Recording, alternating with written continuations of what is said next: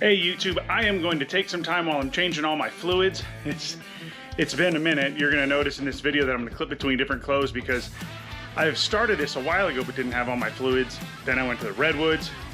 Videos are out on that too, but now I can finally get to my fluid changes. And so I'm gonna do fluid changes and I'm gonna show you around some of the new stuff on the Can-Am while we're doing them. So first thing, how do you make this messy, nasty oil change on the Can-Am X3 cleaner? Get a stall-bus valve. Get a stall-bus valve. So what happens is you put a valve in the bottom of your block because it doesn't have a drain pan, so to speak. Put a valve in the bottom of your block. You'll screw it in, it stays there. Then it comes with this hose, 15-inch hose, that pushes up into the valve that they put in there. This is different than a Fumoto valve, which I have on my truck. This one pushes up in there and then it instantly drains. Makes it so much easier and so much cleaner. And then you just do the drown mode to push all the rest of the nasty oil out. And that's all you have to do. You don't have to do any of the other bull garbage that comes with changing the oil on a Can-Am X3. So I'm gonna go ahead and start that and drain that. And I'm gonna show you around some of the new things that we've done on the Can-Am. Let's go.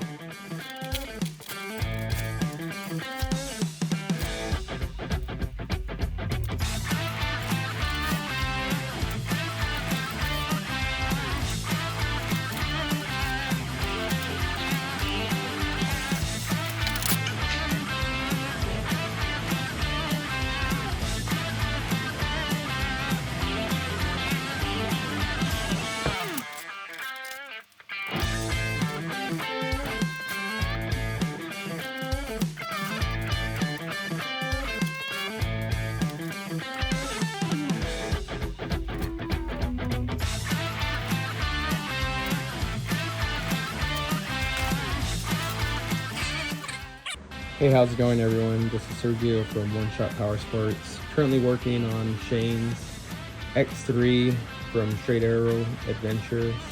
Just brought it in for some repairs and some upgrades. As you see, we're currently putting a aux beam in here. He wanted to get rid of all the switches.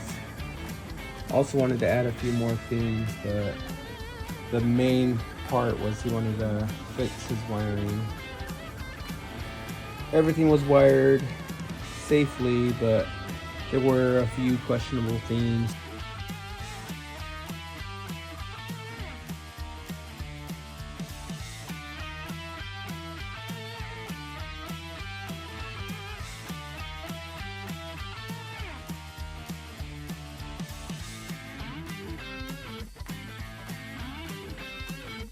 And when you have the part of the valve in that screws into the block, all you do is you take that hose, push it in, twist, drains instantly.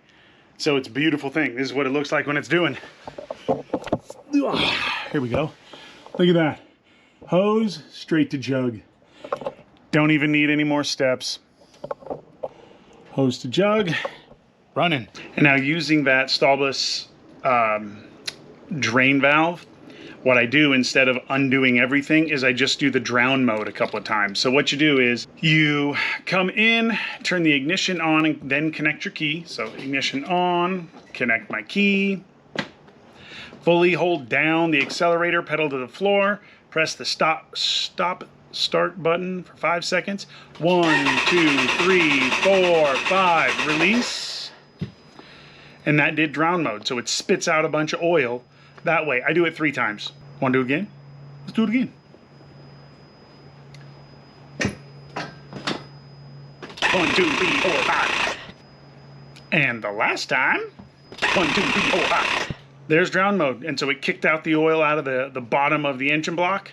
And now I can go ahead and tidy it up and fill her up. While I'm here, one of the upgrades that we did was a new airbox. We did the 2020 plus upgraded airbox. And so it's an OEM, goes right in. I got the airbox. A buddy of mine, Sergio, found it, picked it up for me. But you have to go and buy the rubber hose that goes from the top of the airbox on down to the bottom airbox that you put in. And that, it's oval. You gotta do it. I struggled with the stock round one that came in my 2018. Will not work. You need that other one. Go get that piece and then put it in. It upgrades your airflow. And so I put a tune on this thing, and that upgraded airflow, that increased airflow is super helpful. I could already tell in the throttle response, and the engine breathes better. So absolutely a plus. The other one, let's go check that out, is I put a cigarette lighter attachment in to the corner, but it's a high amp, it's a 20 amp, because I have a pump that's a 20 amp pump that I can run there, and I put it right behind there. Sergio put it right behind the passenger side right here, so you can see it right there. That is awesome, because now I can charge from there, I can put my pump there, whatever. It's a high amp and it'll run it, so that's beautiful. We also put in this one right here that is a charge port that has 2 C's and then 2 USBs. It's a faster charge port than I had before, and it also shows me how many amps my battery has. Love it. Now I'm gonna also jump into draining my gearboxes, trans, and my front diff. So I'm gonna go ahead and get those started and let those drain for a while, because I'm not gonna go and drive it up and down the street right now, so I'm gonna let them drain for a little while longer. So I gotta get on that. I'll be right back. Now, in one of my recent videos, a subscriber asked me how often I change my fluids. I don't change my fluids at a mile mark, because I do it more off of kind of wear, an extreme wear, and I watch my fluids and I see how I'm doing. I waited longer on the change for this one. I waited 1,500 miles to change my fluids. And I gotta tell you, my front diff, sparkling clean. I don't use my 4-wheel drive that much. Out in Glamis, I don't use 4-wheel drive a lot, and even when I'm on trail, I don't use 4-wheel drive all that often. I'll use it temporarily when I get into the places where I need it, and then I take it out and I rock on. So my front diff, man, I could go 3,000 miles easy with that. My engine oil, I'll get back to you, but it's been 1,500 miles and I'm changing it.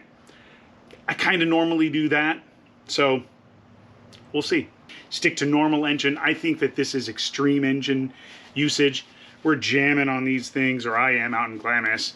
Sergio dragging me all over the place. Working my little X3 so hard in his Mavar. So I change the fluids sort of regularly and at a higher repetition. Another thing I did was I finally got the push to talk button for my rugged radios mounted to the wheel. I like that better than the Velcro strap. I know it's a little bit of just aesthetics, but fine, I wanted to be a little bougie. Another thing, I think I've showed you already the switch panel. Cool, love it, finally got it. I got my stickers on. So that's what I have wired up to my switch panel and where it sits. Hey, wait a minute. Do me a favor. Go ahead and hit the like button, and go ahead and subscribe and hit the notifications bell. It'd be great if you could check out our videos right away. It helps with our engagement, and it helps all of our viewership and the things that YouTube wants. It helps us with that, and we're trying to grow, and so we'd appreciate your support. Thanks. Back to the regularly scheduled programming. Okay, so looking over transmission, the fluid looks great. There is a little bit of gunk, as you can see on my rag, from the magnetic plug, the drain plug. To be expected, but I think that I'm comfortable that that should be 1,500 miles on the trans. I'll do that. And some of you guys are gonna say in the comments, oh, I wait way longer on mine. It's fine, cool. I think this is easy insurance, and for me, I'm happy with that number and what everything looks like. And while fluids are draining, why don't I show you another upgrade we did to Dwight? These handy dandy DRT visors. I know some of you guys are going, why do you need those? I'm telling you, sometimes you're cresting a dune and you can't see a thing. And I have a sunglasses visor, I have a tinted visor, and you can't see a thing. So These things I'm thinking are gonna come in real handy. I've got to adjust them still. I want them to swing a little bit more forward, but yes. Showed you the doors. These are my SDR doors. Still have to adjust them. They settle a little bit when you first put them on, so you gotta readjust them. But look at this. I had them powder coated gloss black, and I love it. I love the finish. I like the black on the Can-Am. It's triple black, but it's triple black with my Vulcan blue powder coat, so I dig that. I like subtle, and it's just nice and subtle for me. Now, I got a question for you. I'm thinking about putting some Straight Arrow Adventure stickering on here. What do you think? Does it mess it up? Let's get back here. What do you think? Should I put one on there? Thinking like the blue arrow and then the name below it or something. What do you think? Tell me in the comments, please. I'd be interested to hear your opinion. Should I put a Straight Arrow Adventure sticker on there, or should I leave it? And another upgrade is these Baja Design headlights. I know that they've been out for a long time. I wasn't gonna get them, got them. Boy, let me tell you, they are bright. And then also, I got the DRT front grille kit. Gives a lot of breathing room there. And I think it looks cool. It looks like a completely different truck. Car. I also went ahead and got the limit straps from CT Raceworks when I did my bomb-proof kit and my shock tower bracing. Just to keep everything in the front end together and done, I just said, you know what, while we're in there once, let's just go ahead and do it all. So Dwight has had some massive structural improvements to the front end and the back end. I mean, overall, he's been upgraded front to back for structural improvements and keeping us safe and keeping it so that it lasts longer, because, you know, it's a 2018 and we're going to keep it running for a long time. So that is the thing. I'm not going to upgrade to a Mavar. I don't have the flow for that, if you know what I'm saying. I don't know if you guys blow up the tube channel and it goes crazy. Maybe. I can't even say that I would then. But if somebody feels that they need to donate a Mavar so that I can go and test it out and run it around and see if it fits my driving style, you can feel free to do so. Send me a message. But until then, we're running this bad boy. Anything else? But every other, like changing the diffs, the fluid in the diff and the trans is a gear oily mess. But this does bring us over to one of the other changes that I did.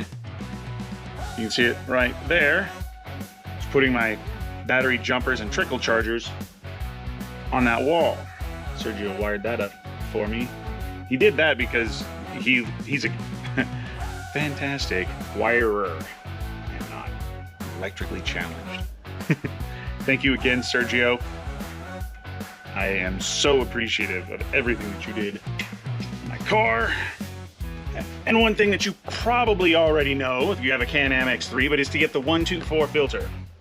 It has the metal housing on the outside of it. And then you will be set to go. It's a little bit updated from the original.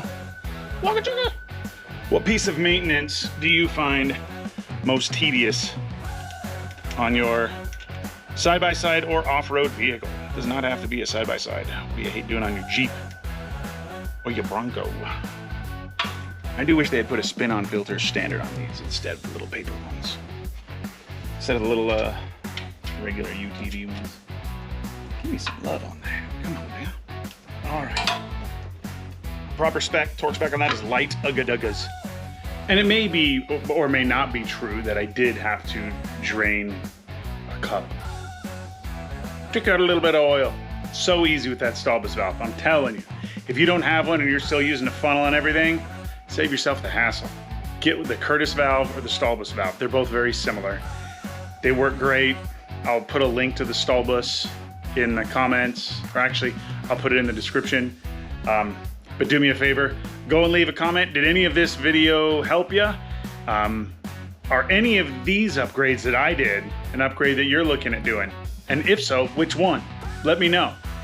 Thank you for checking out the channel, and I hope you enjoyed the video, and we'll see you on your next adventure.